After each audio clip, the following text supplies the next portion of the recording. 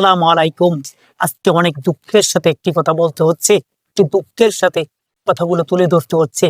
কি বলবো, মানে কত বড় নৃশংস, কত বড় জঘন্য হলে এই ধরনের মন মানসিকতা, এই ধরনের জঘন্য ধরনের কাজ করতে পারে।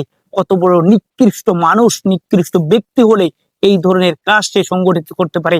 একটা যে বার আপনি ভেবে দেখেন, একটা বার আপনি চিন্তা করে দেখেন, কত বড় জাহেল, কত বড় জালিম, কত বড় নমরুদ ফেরাউন, কেউ মনে হয় ও হার মানাবে। কত বড় নৃশংস ঘটনা, যে প্রথমে ধর্ষণ করেছে, ধর্ষণ করে তারপরে গলা কেটেছে, গলা কেটে হাত পা কেটে খন্ড খন্ড করে ফেলেছে। তাহলে কত বড় কত বড় নৃশংস ঘটনা, কত বড় ভয়াবহ ঘটনা, আর কত বড় নির্মম ঘটনা ঘটেছে বাচ্চাটার সাথে। কত বড় নির্মম ঘটনা ঘটিয়েছে ওর সাথে, কি বলবো, মানে ভাবলে, চিন্তা করলে হৃদয় কাঁপন ধরে যাচ্ছে, মানে অন্তরটা কেঁপে উঠতেছে। ভয়ে মনে হচ্ছে যে আমারও সন্তান আছে, আমারও ছোট্ট একটি সন্তান আছে 2 বছরের। আমি এখন নিজে নিরাপদ না, নিজে নিশ্চিত না যে আমার সন্তানটাকে থুয়ে আমি কোথায় যাব, আমার সন্তানটাকে আমি নিয়ে কোথায় যাব, আমার সন্তানটাকে নিরাপদ থেকে আমি দিতে পারবো, আমার সন্তানটা কি বেঁচে থাকবে, আমার যে বয়স, এই বয়স পর্যন্ত আমার সন্তানটা কি বেঁচে থাকতে পারবে।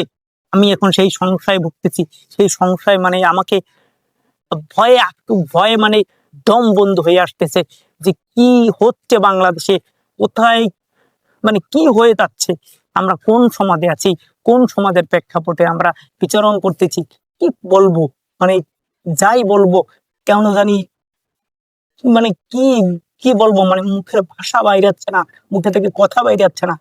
কি হয়ে যাচ্ছে আমাদের বাংলাদেশে, কি করছে বাংলাদেশের সরকার, কি করছে বাংলাদেশের প্রশাসন, কি করছে বাংলাদেশের মানুষজন, মানে কি বলবো, কিচ্ছু বলার নাই। দেখেন, আমারও ছোট্ট একটি বাচ্চা আছে, আমি নিজে চিন্তিত, আমি নিজেই ব্যক্তিগতভাবে চিন্তায় আছি যে আমার বাচ্চাটাকে কি করব, আমার বাচ্চাটাকে কোথায় রাখবো, আমার বাচ্চাটাকে কে সেফ দিবে, আমার বাচ্চাটাকে কোথায় নিয়ে পড়াবো, কোথায় নিয়ে ক্লাস করাবো, কোথায় নিয়ে ভর্তি করাবো, সেই চিন্তা এখন আমাকে কুড়ে কুড়ে খাচ্ছে। যে সমাজের যে পরিস্থিতি, সমাজের যে অবস্থা, সমাজের যে এখন যে সমাজের যে হিংস্রতা, সেই হিংস্রতার মাঝে, সেই হিংস্রতার ভিতর থেকে আমার বাচ্চাটাকে কোথায় নিয়ে রাখবো, আমার বাচ্চাটাকে কোথায় নিয়ে স্থান দিব। মানে আমি এতটা ভয়ে আতঙ্ক, যে এই যে রিসেন্টলি যে ঘটনা ঘটলো আজকে কালকের ভিতরে, যে নিউজটা দেখলাম, এই নিউজটা দেখে মানে আমি নিজেই হতভম্ব হয়ে গেলাম, যে একটা বাচ্চাকে খুন করে, ধর্ষণ করে, টুকরো টুকরো করে তাকে নদীতে ফেলাই দিবে, সেই পরিকল্পনা করার একটা মানুষ, একটা ফ্যামিলি, একটা স্বামী স্ত্রী তাদের সমাজে ধরা হয়েছে। আপনি বুঝতে পারতেছেন কত বড় নৃশংস, কত বড় ভয়াবহ একটা কাণ্ড, কত বড় ভয়াবহ একটা ব্যাপার। তো একটি কথাই সর্বশেষ বলতে চাই, আমাদের সমাজে এই নিকৃষ্ট কাণ্ড, এই নিকৃষ্ট মস্তিষ্কর যে মানুষগুলা, এদের বদলাইতে হইলে এদের বিচার তো করাই নিশ্চিত, বিচার করতেই হবে, কঠোরতম বিচার করতে হবে, ভয়াবহ বিচার করতে হবে, প্রকাশ্যে বিচার করতে হবে। আইমিয়া জাহিলিয়াতের যুগ পার করে যাচ্ছে এরা, এদের ভয়াবহ বিচার করা উচিত, এদের দৃষ্টান্তমূলক বিচার করা উচিত, প্রকাশ্যে দিবালোকে ফাঁসি দিয়ে হত্যা করা উচিত, তীর মেরে হয়তো পাথর নিক্ষেপ করে এদের বিচার করা উচিত। আপনারা কি বলেন একটু কমেন্টে জানাবেন। এদের আমার মনে হয় অর্ধেক পুঁতে তারপরে পাথর নিক্ষেপ করে এদের বিচার করা উচিত প্রকাশ্য দিবালোকে।